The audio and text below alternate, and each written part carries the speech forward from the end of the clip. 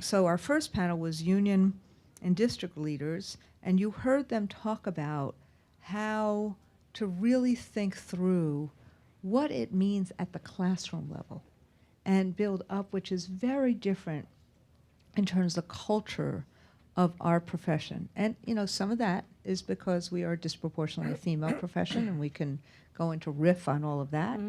And some of it is for all the other reasons that we've all talked about all morning and that a lot of us know. This panel is a panel also of hope. But what we wanted to do with this panel was to actually take people from different vantage points who have a lot to do with what policy is. And these are people who have, you know, on a state level, on a federal level, who have actually struggled with this and have had a real, when I say struggle, meaning sometimes they are really alone in terms of pushing on an agenda of how do we change culture so that teachers can teach and children can learn. And what I think you'll see over the course of the next 45 minutes to an hour is these remarkable people, and not just their and what positions they now have, but you know how they have really kind of looked at the obstacles, the challenges, and the opportunities, and frankly, how you actually do use national and state policy to seed SEED culture change. You can negotiate the first steps of this. You heard ABC talk about that they have structures in place to do this. But you can negotiate it, you can legislate it, you can adopt it. And the people I'm about to introduce have really have gone from the kind of research that undergirds it, that Jessica's going to talk about, to the kind of being the policymakers, from a chancellor, from a lieutenant governor to a chancellor to a state legislature who is also key to the National Council of State Legislators. So without further ado, let me introduce them, and then I'm going to ask questions. And they can do a further introduction, and there's lots of bios. But let me do it from right to left. So Howie Morales, who is on my farthest right, not ideologically, by the way, just geographically, Howie became the lieutenant governor of New Mexico in January. And his first task, because there wasn't a secretary or commissioner yet, he first, you know, ran the State Department of Education, and you'll see why that matters in a few minutes. And he is a former special ed educator, a high school baseball coach, and was, and you know, and is in his current position, but was in his former position as state senator, very aggressive, thank God, about how do you fund public education. And there's an amazing story about what just happened in New Mexico that I'll let Howie tell instead of me. To my right is, frankly, one of the foremost educators in the United States of America. And yes, I know I'm biased because we're both kind of, you know, we both come out of kind of the same hoods. You know, when I first saw Betty Rosa call me from an 845 number, I'm like, you live in Rockland County? Which is where I grew up. But Betty has been the chancellor of the New York State Board of Regents since April 2016. She's been a regent since 2008. She's had an extensive career. I should call her Dr. Rosa. She has had an extensive career as an educator. She's been in virtually every role, from teacher to principal to superintendent to college professor. But I had the honor, when I was UFT president, of really working with Betty when she was a superintendent in the Bronx. And this woman is a treasure. And she will actually talk about also, New York is a tough place, and I was so glad to hear Richard talk about, the importance that Betty has in seeding and in ensuring that you can do risk-taking and creativity. But Betty's had a huge role in turning around what has been an incredibly toxic environment when, frankly, Common Core became Common Core testing in New York and a huge opt-out process of resistance as a result of it. And she will also kind of talk about, she, I think, is very much responsible for basically getting the kind of refocus on teaching and learning. And I'm really quite indebted to her for that, as we all should be, and every New Yorker should be. To my immediate left is also a gem that many of you probably don't know.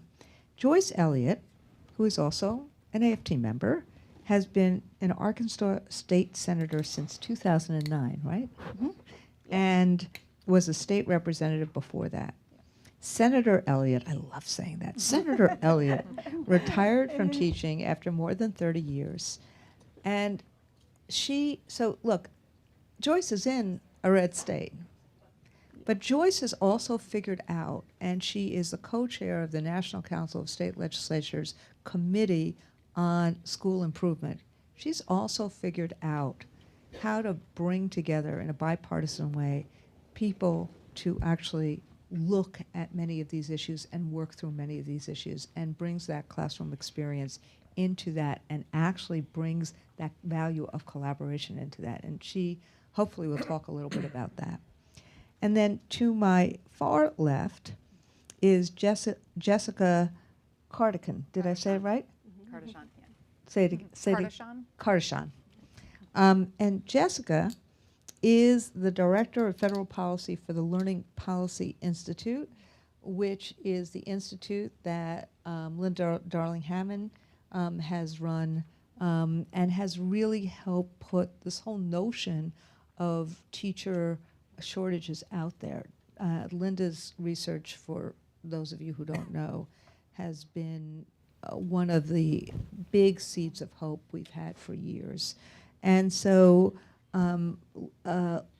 we wanted Linda or Jessica on this panel because they really have done huge research about all aspects of learning, including all these shortages, and spend a lot of time thinking about how federal policy can either be an obstacle or a help, an enabler or not. But Jessica, which I had frankly forgotten until she just reminded me, taught in New York City for 7 years before being on the Hill and before being, in these kind of roles. So Jessica, welcome. I do, of course, say to people when they tell me that they taught in New York City when I was there, I do often say, okay, how did we do as a union? So what I want to do first is I've asked each of the panelists to take a couple of minutes to help us understand from their vantage point why this kind of issue of teacher professionalism and the freedom to teach, whether they think that's important and how does it fit in your role as policymakers? Howie. Thank you, Randy, and I want to thank every one of you for being here who understand that every improvement that we can make in our nation and our world begins with education. And I want to say thank you for the inspiring words that you shared with us, Randy, and for being there for New Mexico, even through our darkest times when we had policies that were being pushed down by a governor who was a prosecutor and a secretary of education who never spent a day in their classroom. You were there to help us reclaim the promise to make sure that there was going to be better days in the state of New Mexico. And we're starting to see that. And it's only fitting as we're here that the intersections between labor and education and policy ties in. I come from a small community in New Mexico, a mining community. And back early 1900s, the movie The Salt of the Earth, blacklisted movie in Hollywood, shared the story of the labor movement and how the mining community tried to shut that down. and putting those laborers, those miners, in jail, thought that they were going to end the movement. But it was the power of the female, of the women, of the wives who went and continued that promise at the picket line. Was so inspiring and is helpful in what it is that I do today. And when you look and see where education is and what it means to me, personally, it means everything. Coming from a large family, you see, my dad had 15 brothers and 4 sisters. So you can see how easy it was for me to get reelected as a state senator in my home district. But because of education and my large family, I was the first one that had the opportunity to go on to college, to earn a degree, to become a special education teacher, and to go on and earn a PhD in education that would be instrumental in helping shape policy. Because we've seen the impacts of what's happened in education. We know that education doesn't need to be reformed. We know that it needs to be transformed. And we know that it doesn't need to be further standardized. It needs to be individualized and personalized. And it was inspiring to hear the panel earlier speaking about the opportunities. And I come from New Mexico, and I'm so proud to be from New Mexico, where we just elected Governor Michelle Lujan Grisham, and the moonshot that she's promised, working together in collaboration for the state.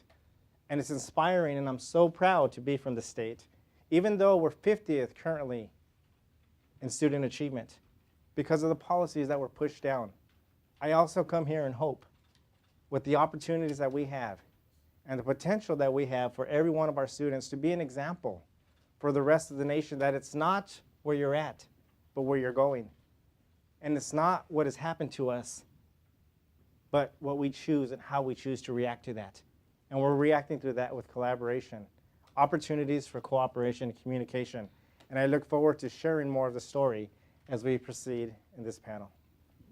Thank you, Howie. Okay. Well, I'm going to start from the perspective of somebody that has worked not just in some of the toughest areas in terms of Washington Heights and the Bronx, but as somebody who's started my career as a substitute teacher that wanted to, on my way to law school, and on my way to law school, I actually got lost in a place that has been a dream place for me as a teacher.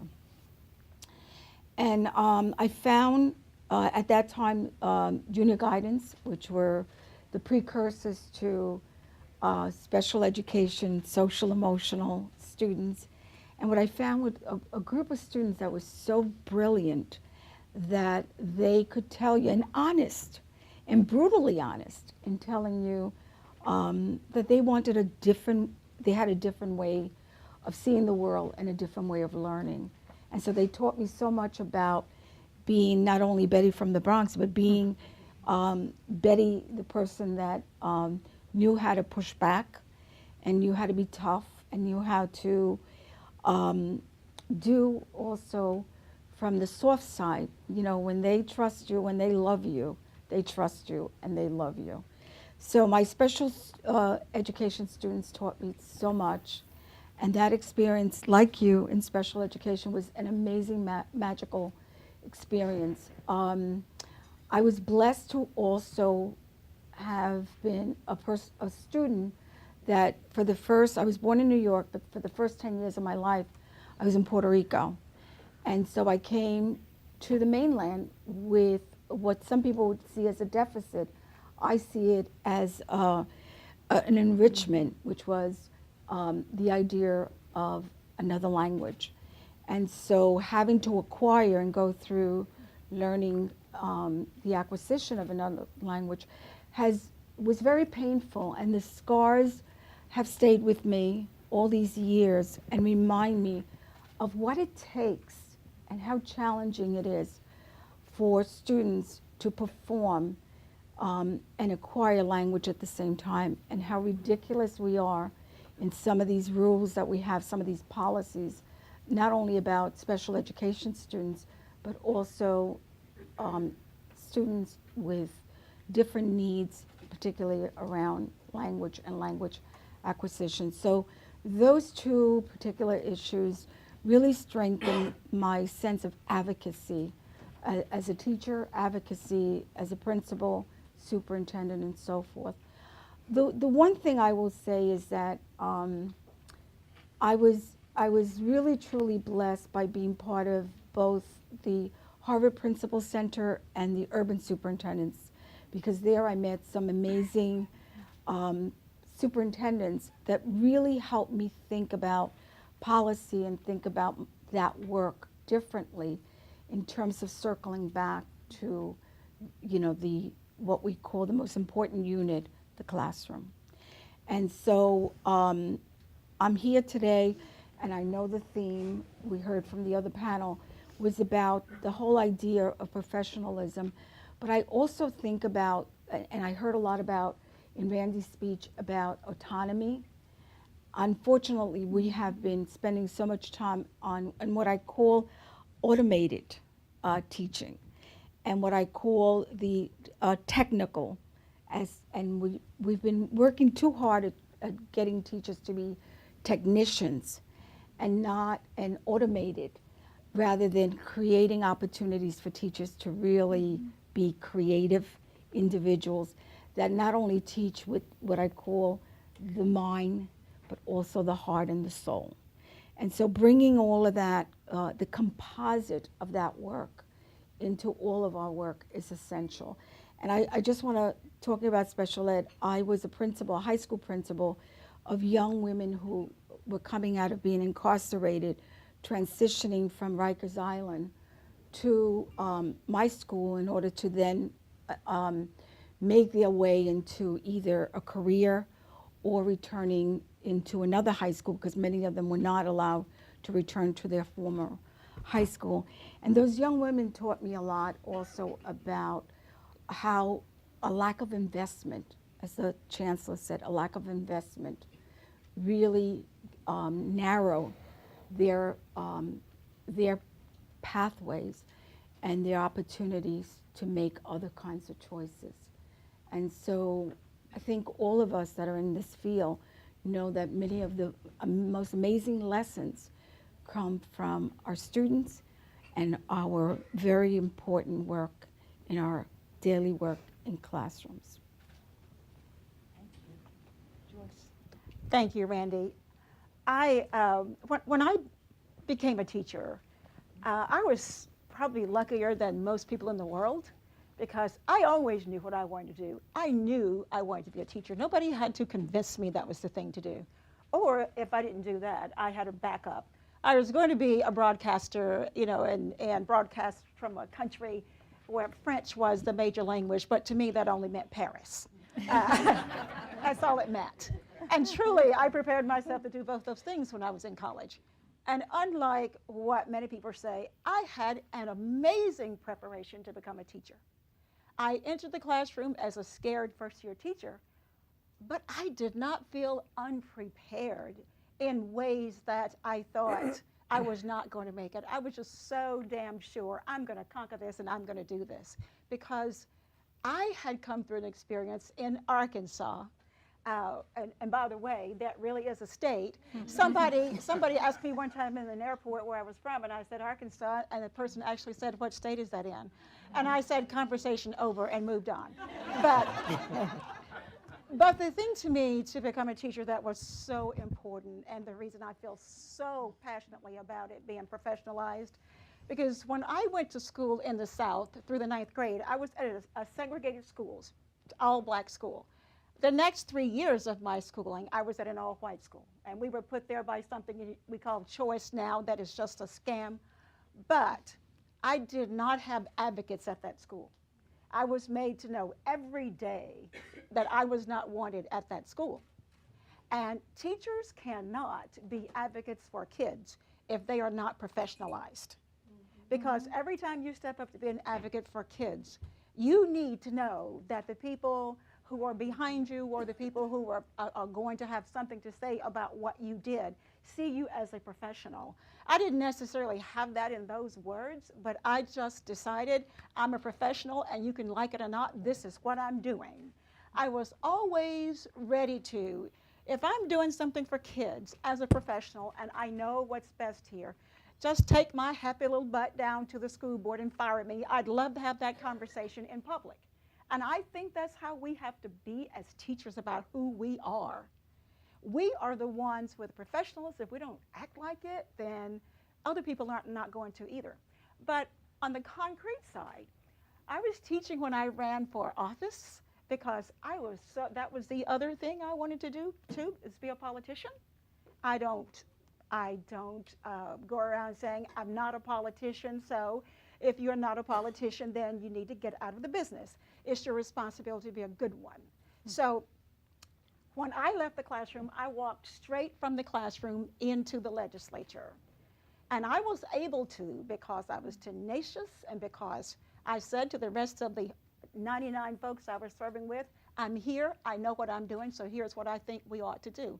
It's not as easy as I'm saying, but I was able to work with a group of other people that second term, not all kids in Arkansas had access to AP courses. Because I was an AP teacher, I was able to work to get that for all kids, something directly in the classroom, and training for all teachers who were going to teach those courses. The second thing, in that same year, we were able to do the same thing for pushing more teachers to sit for the National Board for Professional Teaching Standards. And Arkansas was one of the leaders. Peggy over there, she knows all about this. Arkansas was one of the leaders in making sure teachers were paid for achieving that high status. But it was because I, thanks to AFT, sat on the National Board for Professional Teaching Standards. So you might get some idea about why I thought I knew what I was doing, because I did. And the things that I think all of us could do to help professionalizing teaching, first, number one, you should really elect some other people to your legislators, to your legislatures. That's on, we should elect some other people. True. But the other thing I think we can do as a country is stop equating wealth with knowledge. We act as if the Waltons in my state, I have conversations with them regularly, mostly at a distance because we're not often in the same room, but the people like the Waltons, the Bill Gates, the Eli Broads, these people don't know education because they have money. But we have equated money with knowledge, and that is just not the case. And the other thing that we need to do is be sure you are electing more people who, I don't say just like me, but this really matters. Elect more people who will advocate for what it means to have professionals in the classroom. Ask that question when people are running for office. Because if we don't see teaching as a profession and then go and lament, oh my gosh, we're having a hard time getting teachers, so we'll talk about everything that's wrong and then say, come do some of this. Who wants to do that? Nobody does. So when it comes to looking at other countries, I'll say something about this later, but I was a part of the National Conference of State Legislatures, as Randy mentioned, where we studied the highest performing countries for almost about 18 months, looking at what it meant for teachers to be professionalized. And because of the way they see teachers, and because they do see inputs, we've become drunk on outputs. That's a good thing, fine, but not drunk. We need to become drunk on inputs, because to make teaching the profession it needs to be, we need to make sure we're having the right inputs so that we can get the right outcomes. And a cool thing legislators do, we will say this because it sounds good. I don't care about the inputs. I just want to know, what did you do? What was the outcome? That's a fancy way of not looking at the very beginning of the issue itself. I look forward to this conversation. Thank you. Joyce. Jessica. Thank you, Randy. Everyone, I was thinking back to when I was teaching of when I felt like a professional the most, and it was when the standards were set high, when I was invested in, when there were expectations that I do my job better and that I needed support to do that. And the short answer to your question is you did wonderfully. I remember every time I received an opportunity to get professional development or training around child or adolescent development, around literacy instruction, around creating inclusive classrooms, that made me feel like a professional. When I was told that the standards were very high, the expectations for me were very high, that made me feel like a professional. When I didn't feel like a professional was when I started in the classroom and didn't have extensive preparation and wasn't sure what I was doing, and when I wasn't trusted and when I wasn't asked my opinion about things. I also felt, and I did feel like a professional when they knew that I was struggling and provided me with a mentor. And so I think we have to kind of get away from this idea that providing more support and training and raising standards somehow makes it less of a it makes it more of a profession.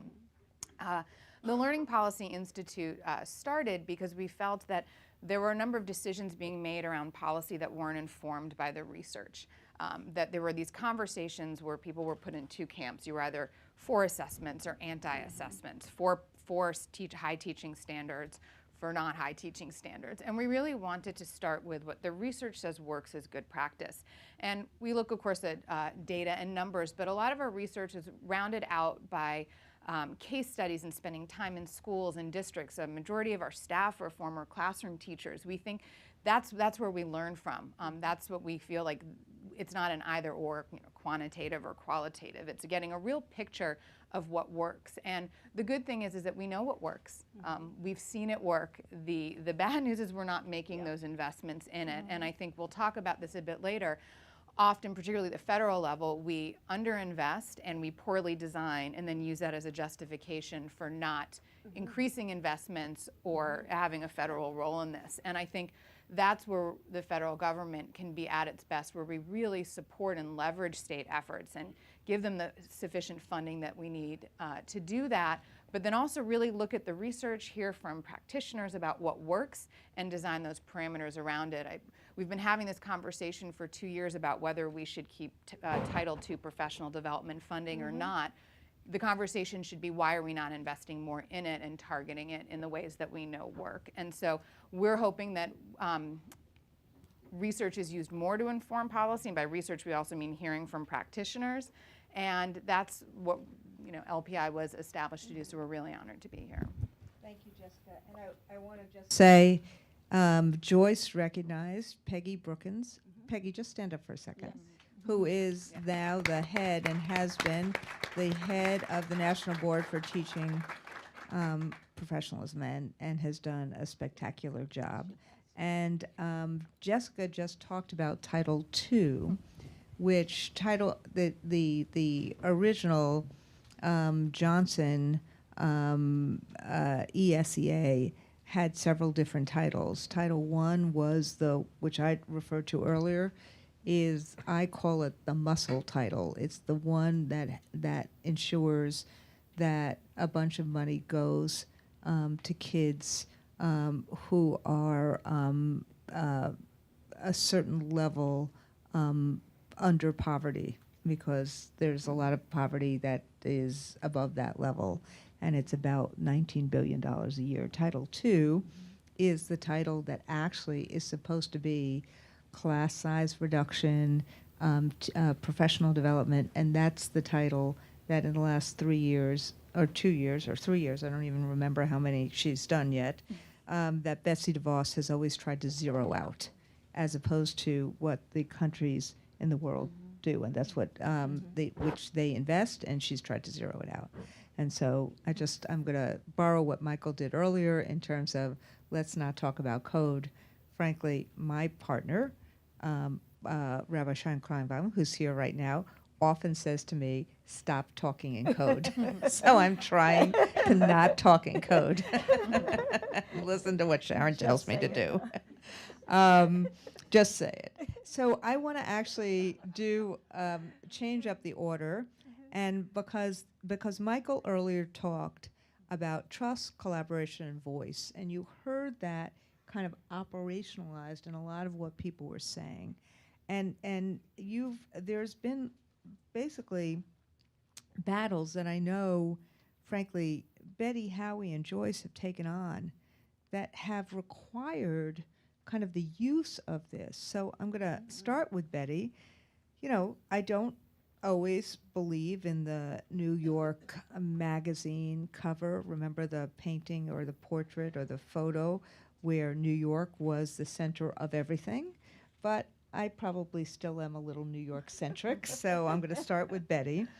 And I referred to this a little bit before, but Betty, when you became the chancellor, there was widespread distrust in New York because of the excessive focus on testing and data.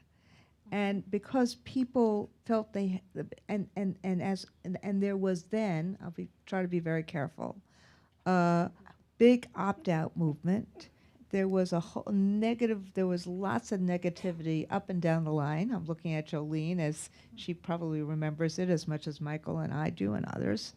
And there was a toxicity even within the Board of Regents itself. And that board had always been known as the kind of champions of public education in the state.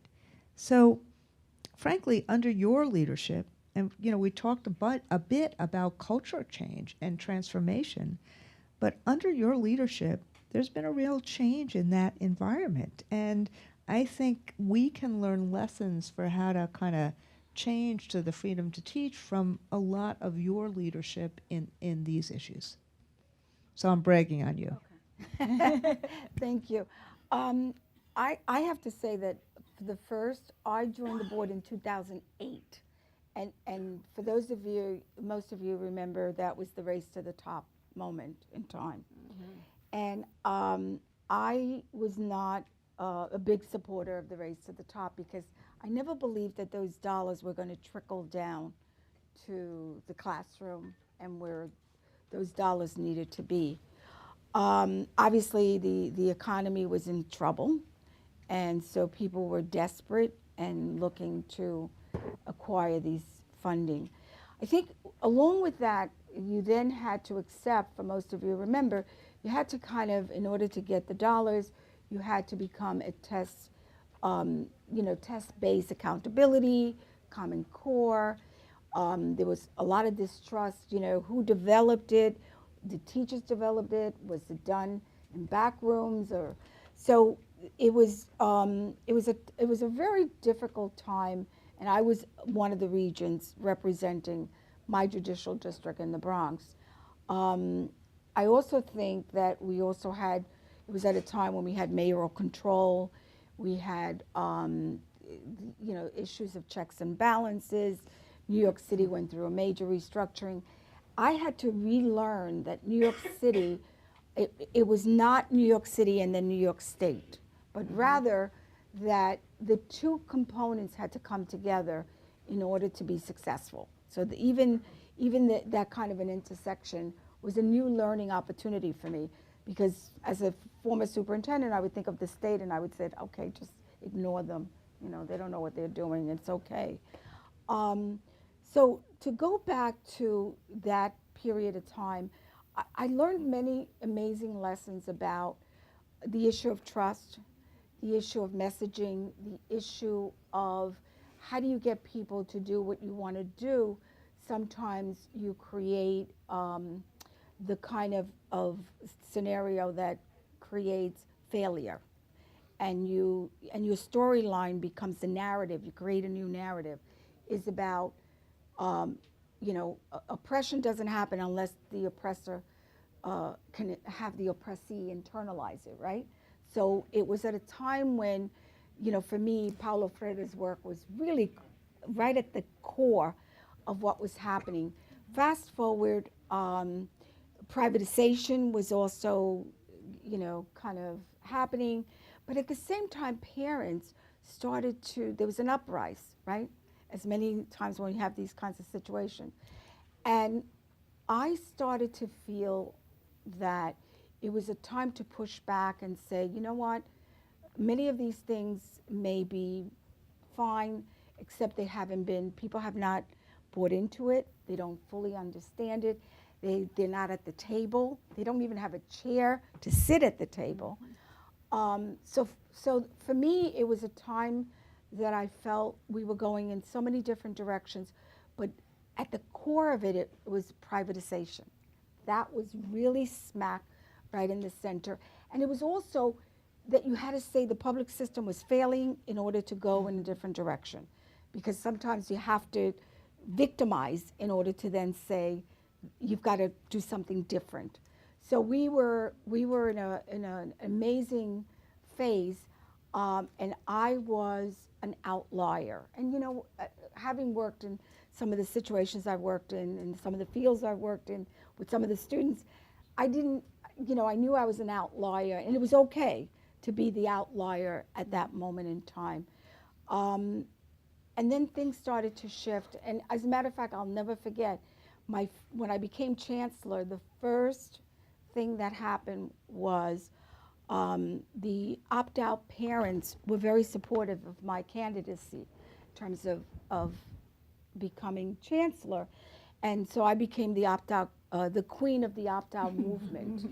And that was not particularly, positive for a lot of people. I didn't have a problem with it because of the fact that I felt parents were making a statement about enough is enough of teaching all year long, 180 days, and that one moment in time defined their children. And so teachers were pushing back, parents were pushing back. There was a perfect storm that started to happen. Jolene and I have often talked about this. By the way, I have to give her a shout out. Amazing, amazing partner in terms of the statewide. I didn't know what NYSIT was until I became a regent, by the way. I used to say, well, it's always been UFT. For me, it was always UFT. All of a sudden, moving from UFT to NYSIT, I realized that not only did I have an amazing partner with NYSIT, but I also had an amazing partner with UFT. So I had two pillars that were extremely supportive, knowledgeable, and then to know that they had an overarching matriarch, was even more interesting with the AFT. So I did find a group of individuals, and for those of you who may not know the history, that were starting to shift. We ended up with our speaker was moving on. Our chancellor at that time decided she was not going to seek another term. So what happened was it was an opportunity for new members to come on. We didn't have a lot. As a matter of fact, I was the only Latina on the board out of 17 members. And we didn't even have one African American female at the time. Now we have 5. So we have changed the culture, the diversity, the representation. And I will tell you, for those individuals that are at our meetings, it's always, what does this have to do with children? What does this have to do with teaching and learning? And more importantly, it's rebuilding that idea of trust and creating a new narrative. And so it's been very exciting to have the kinds of partnerships that we've been able to create, and knowing that we're in this together, that this is not about my way or the highway, but rather knowing that the core, the thing that we all committed to originally, our children and our classrooms and our schools, guides our work. And the other part is that we can agree to disagree, but we do it going back to in a professional manner, and we do it with evidence, and we do it with a way that this isn't just about feelings or opinions, but rather zooming in and saying, how do I address this issue and find a solution? But a collective sense of sharing the information so that we can all roll up our sleeves and jump in and say, we're in this, we're in this together. So, I feel I have an amazing team on the board, a very supportive team, very diverse, from rural, urban, suburban, and 2.6 million kids to be responsible for. Is and it's exciting. I wake up every day and feel very blessed that I get this opportunity to lead this work. And I have to tell you, every single moment, I just feel like, okay, who else can become partners in this endeavor? And our legislators, I have a wonderful speaker, majority leader, and it's all a matter of transparency, trust, your word is your oath, and the communication. I think Jolene will tell you and Michael will tell you we speak on a daily basis, and sometimes we go, okay, you know, this isn't where we, you know, where we want to agree on, but let's come to that space where we can find common ground and share, you know, our common thoughts and our process. Develop a process that helps us get to the ultimate goal, which is the outcome for better teaching and better improving the lives of children. Thank you. I'm going to ask Joyce. Joyce, you talked about you know, having more people who understand and believe in these things elected. And you know, earlier, actually, Stephanie Shriak was here, and Emily's List has actually been trying to do a lot of that work in terms of identifying candidates who are going to run. But it's also last year, because of the, in some ways, because of the incredible activism, we had over 300 of our own members running, of which 60% actually won. And That's so fantastic. I suspect that, and I see, you know, Howie, teacher, Mary Catherine Ricker, our executive vice president, is now the commissioner of education in Minnesota. And so you're starting to see this kind of seeds. But what I want to actually ask you is that you actually, and you said this a little bit, but I want to just pin this a bit. You actually were the leader of this bipartisan group of state legislators from across the country, one of whom, by the way, the Republican leader from Indiana, is a dear friend of Betsy DeVos. And you actually worked with him. Yes. And, you know, and we had him on a panel talking about those results. So, you know, it's just, I'm going back to the kind of same question that I asked Betty, which is what, you know, how'd you get people to listen and to act? Like, how did you, it's because I'm going for, in these questions, what's the transformational change? Yes. What's the, Yes. you saw that on the district level, but what's the transformational change? How did you use your position to do that? Yes. Well, one thing that everybody in here should know is that whoever is in your legislatures, that person is a member of the National Conference of State Legislatures. So we deliberately set up a problem for ourselves to try to help solve. So in the NCSL for short, we decided we were going to study other high-performing countries because we got the results in 2012 and we were just blown away. We are not getting better. They are getting better. How in the world is it that places like Estonia that, you know, 30 years ago we thought of as some backwater? So when we got together, 11 Democrats and 11 Republicans in the room, you can imagine the stiffness that was there. It really took us about 3 meetings for us to just start talking to each other at break time and things like that.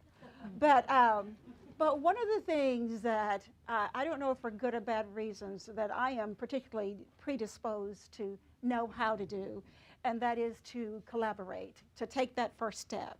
And that comes from my life experiences.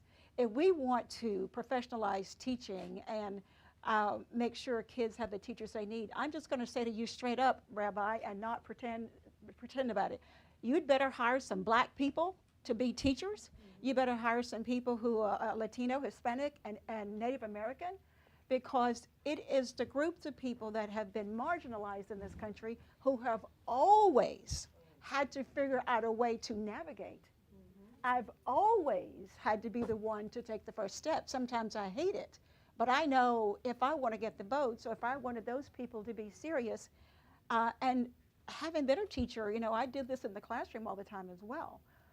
But it's about building relationships, and that's what we had to do. We had to build relationships. And, you know, we say this thing all the time, like, you know, some of my best friends are black or whatever. But now it was like, yeah, some of my best friends really are Republicans and I'm a Democrat. But we really had to take some time after about that second or third meeting when we realized we're not gelling, to say for all of us to accept. Everybody has something that's good to contribute. Everybody has something you believe in deeply that is just flat out wrong probably. And everybody has something you need to give up, and everybody has something you need to insist on. With all of that mixture in it, by the time we got to the end of our study, and that study, by the way, was buoyed by folks coming in with the data, the professionals, the ones who had studied these countries and whatnot. We were just not making up stuff. But by the time we got to that, we were a well-oiled group. We, any Democrat and Republican, and we always, when we'd go to speak to people about this report, which I wish all of you would take a look at, is called No Time to Lose. But we were deliberate that every time somebody invited us to go speak, it's a Democrat and a Republican, because we wanted people to see collaboration is necessary. It is possible and it's necessary. But the biggest thing out of that is a demonstration that in these other countries that we studied, they're where they are because it is built on collaboration. That is a cornerstone.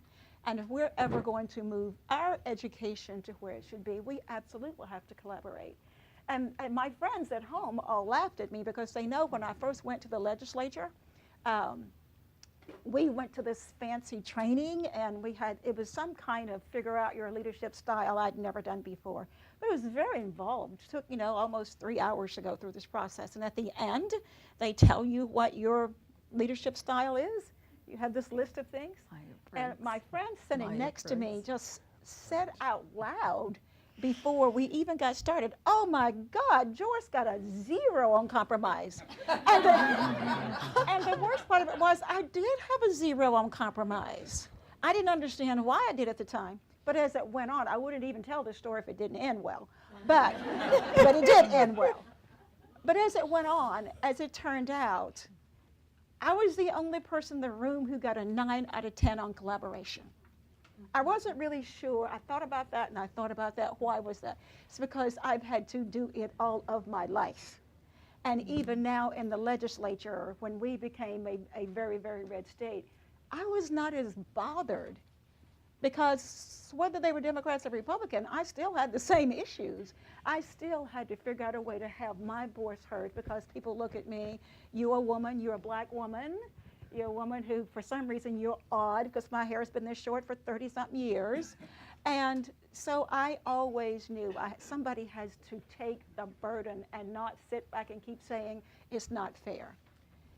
What is not fair is what will happen to our kids if we don't do this. That's what's not fair.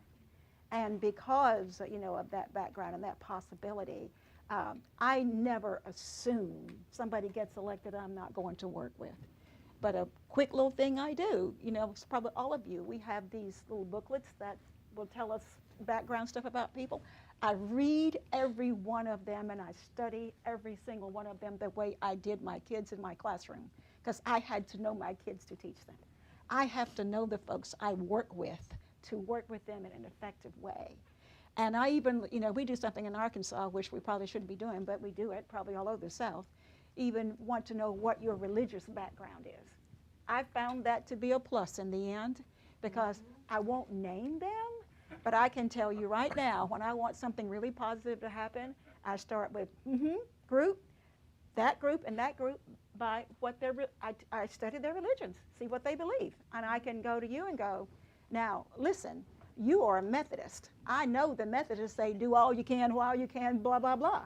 And that throws people off because then they know you care about something they care about. And that is how you get through the door. So it's kind of meet. Remember, for all the teachers in the room, meet people where they are and bring them to other places and have the freedom to be able to do That's that. right. And don't spend time whining about it. Just do it. Yeah. So in some ways, Howie and Governor Michelle Lujan Grisham They ran on issues of infrastructure and education, like Gretchen Whitmer did, like Tony Evers did.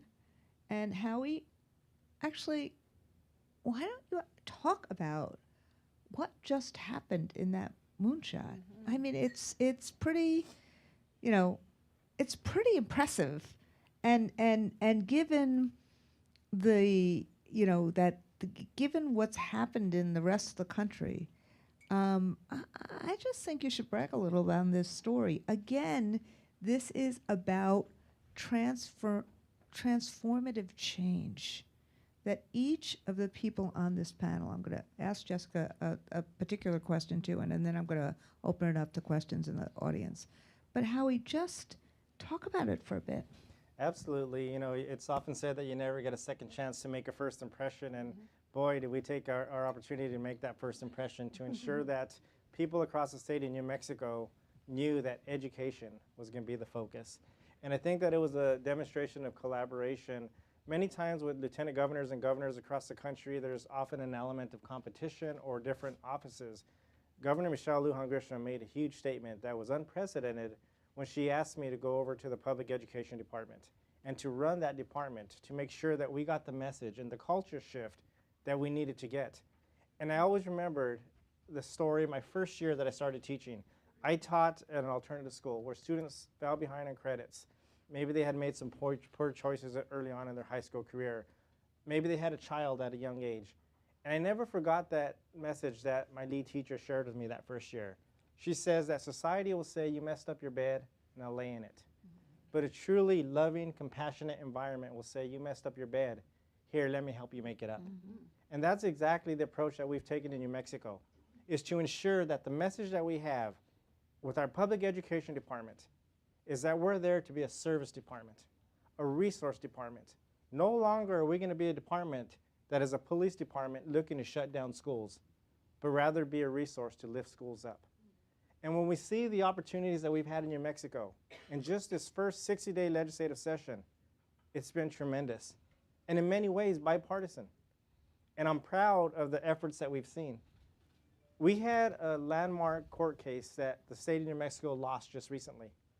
The Martinez Yazzie lawsuit basically showed what every educator, what every school district, what parents were saying for years, while the education department came in saying, you're failing our students, you're struggling, we need to shut you down, stigmatizing communities. This court case showed that we have been underfunding education in the state of New Mexico for years. And so this legislative session, working together, it created an urgency to provide the funding that was necessary. Now, I want to say that the funding shouldn't be done just out of obligation, what the court says, but about doing it because it's right for the children of the state of New Mexico. And nearly $500 million new dollars have gone into our public education system. And that may not seem like a lot for other states in New Mexico. It's huge. It's a game changer. But it's the strategies that have gone in place to make sure that we can best utilize those dollars, to direct much of those dollars to our students who need the services the most. Our special education students, our at-risk students, our English language learners, and to make sure that we can develop a curriculum that the students can see themselves in, and that we have pathways like an AFT sponsored legislation that really created a pathway for educational assistants to move towards becoming an educator, a licensed teacher. These are the type of things that I'm proud to say that I'm from New Mexico. We also recognize that we have a huge educator shortage. 740 vacant teacher positions right now. That didn't happen by accident. When you take away the autonomy, when you take away the creativity, when you come in and you stigmatize educators as failures, it's no wonder that those caring, compassionate individuals are going to find another profession to be in.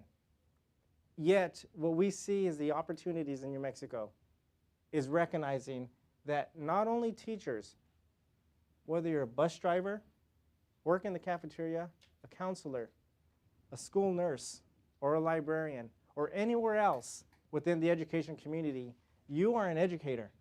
And because of that, the governor pushed forward that we got a 6% increase, a raise that hadn't happened for years. Not much, but it's a start. and to recognize that we're going to address the educator shortage by, one, putting the proper funding there. Two, is to make sure that we can compensate adequately so that our educators don't have to be working a second or third job, which you know that happens.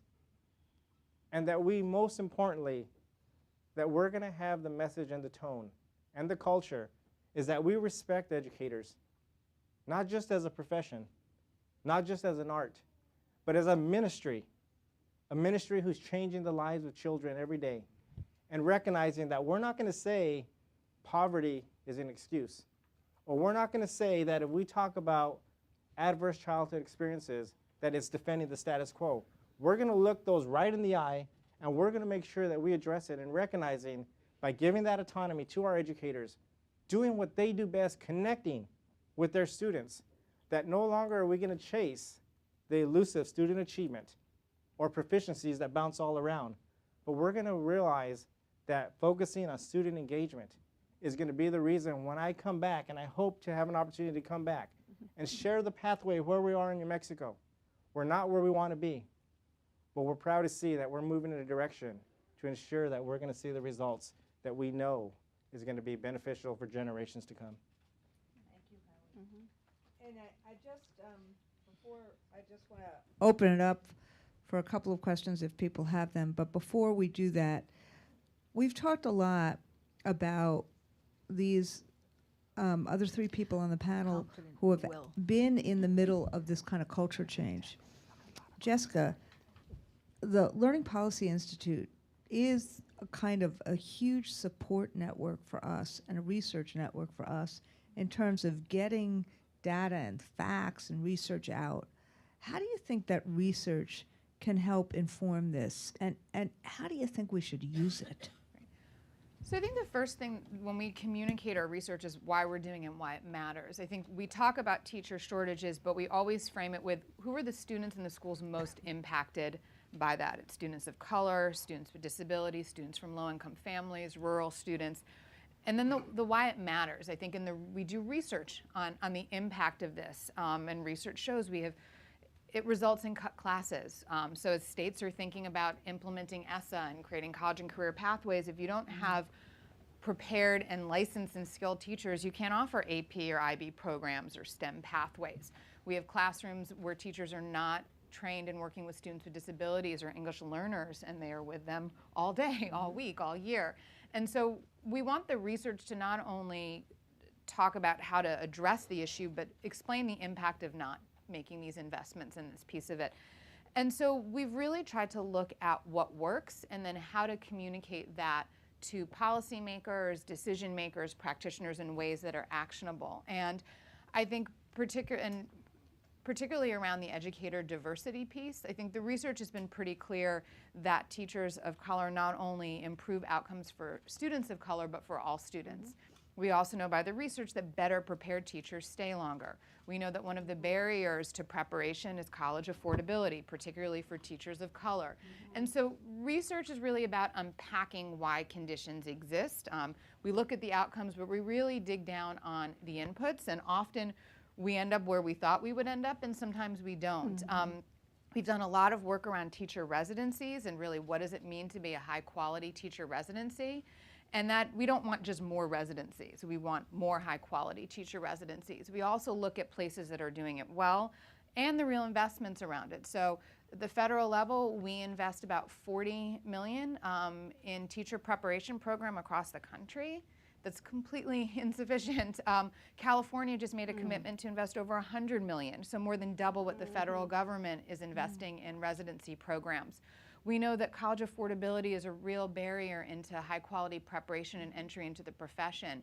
The federal government has a Teach Grant program, which has challenges with many challenges, one of which is around the management of the program, but it's capped at about $16,000, and most students don't even get that $16,000. We're seeing other states. North Carolina has a similar program, but they provide $33,000 to teachers. Indiana, $30,000. Nevada, $24,000, with a commitment to teach in a high-need school or field for 5 to 8 years, and it works. And so what we're trying to do is not always reinvent the wheel.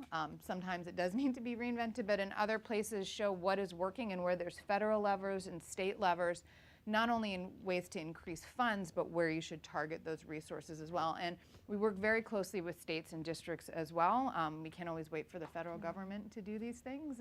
But we also, the last thing I'll say is, one of the first questions we get when we're working with the state, when we share research and policy, is what other states are doing this? And we always point to other states. I think we focus a lot on what states or districts aren't doing. We should be using this data to reveal these places that are doing this really well, and we've heard from a number of these states today, but I think we can look to our public school systems, we can look to high performing states to really get a sense of what they're doing and replicate that.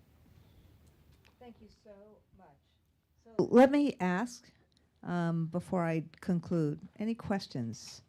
Who has been in education, that person will tell you that they got involved because they were a recipient of the Title VII program. NABE has been pushing. Betty is shaking her head in Yes. agreement. Yes, if AFT can get behind this and join NABE in a partnership, it would make a big difference, because many of us have now been leaving the profession, we're retiring, we're transitioning to other occupations, and there is this big void. It's a leadership void. The reason we don't have a lot of diversity teachers, particularly Latinos, Hispanic, Asian American teachers, et cetera, we do not have the leadership at the top in the district offices and in the school to make this happen. The leadership in diversifying our teaching force has to start from the top. It can't be a voluntary effort. So I suggest, my sister-in-law, for example. Wait. Tell me your question. My question is, can we work together in a collaborative way with the federal government and the corporate sector to begin to replicate programs like the former Title VII Fellows Program that worked 20 years ago? So I think that the whole issue of how we diversify our teaching force and our leadership in teaching is a huge question. And there's a lot of work that we're doing and that others are doing. And what I would do is this. I would have us sit together with the HBCUs that we're working with others that we're working with already, and see how we can kind of use the muscle of what we've talked about today. The relationship building, the partnerships, the what's the goal and things like that, and see if we can develop these kinds of things. What Howie was talking about, for example, is that we actually developed a Grow Your Own program, which we have in New York City, the Paraprofessional Career Ladder program. In Baltimore, we have it. And this was a program that we brought to the table that the governor and the lieutenant governor adopted. So I think instead of answering the question saying yes or no, let's actually practice what we're preaching today and get together in a coalition and really see what we can do together. I think it's really important to have, like Joyce was saying, the strange bedfellows. And she didn't use those words, but the notion of let's have, I just saw Betty vociferously shake her head that that's a really good idea. So let's get people on the national level, on the state level, who are in these kind of positions of authority, as well as teacher unions, to see what we can do. Great. Could I respond to that? Sure. It's something that I see a lot. I would just ask us to stop using terminology like the best and the brightest, because we don't know what we're talking about. It's a great soundbite, Yeah. but we don't know what we're talking about. Except some people do have in their mind who that is, and that's why I wanted to respond to this thought. When we use that language, that's code for something, but also code for something is we don't want to lower our standards. That never comes up unless we're talking about diversification of something. And so we need to be very careful to push back on those things and examine ourselves and change our own language so that we are more inclusive, because that's just code for who we want to leave out. And I'm always trying to explain to my peers in the legislature, you know, we're just talking about white men, you never say that. Or if you know we're talking about Caucasians in general, you never say that. So that's just something I think we have to get with that before we can invite somebody in and do the things that we need to do. Because nobody knows what best and brightest is. I mean, if you're on the basketball court, are you going to be the best and brightest? Probably not, you know. Certainly not me. Me either. Carry on. Fantastic. Any other questions? So let me end by, I took a few notes in the last two panels, and these are the words that came up: trust, collaboration, voice, finding solutions, mooring it in evidence, partners, transparency, building relationship, not having a Department of Education be controlling, but being supporting. And not that I can read my language, but this, or read my writing, but knowledge, knowledge, knowledge. And I think that what we're seeing today is that the practitioners that have been on these two panels are practicing these, are creating the structures so that there is that this is viewed as real work, not just as, oh, you know, maybe we'll do this every now and then, but it's real work, and it's hard work to collaborate. It's hard work to create trust. It's hard work to have a voice and listen to each other. It's hard work, it's really hard work to build relationships and to actually get through the first arguments and still have a relationship. It's hard work to find solutions, to base it on evidence, to have partners, to be transparent, to understand and acknowledge our knowledge, and to actually not try to control everything, and to really kind of seed. I often say SEED should not be seen as CEDE. But the practice that you see the partners in the last panel do, and in this panel, this is what creates culture change. And culture change, to enable the freedom to teach, is what will hugely help ensure that every single child under our watch, in our grasp, regardless of demography or geography, gets their chance to dream their dreams and achieve them. Thank you very much, everybody, for being with us today.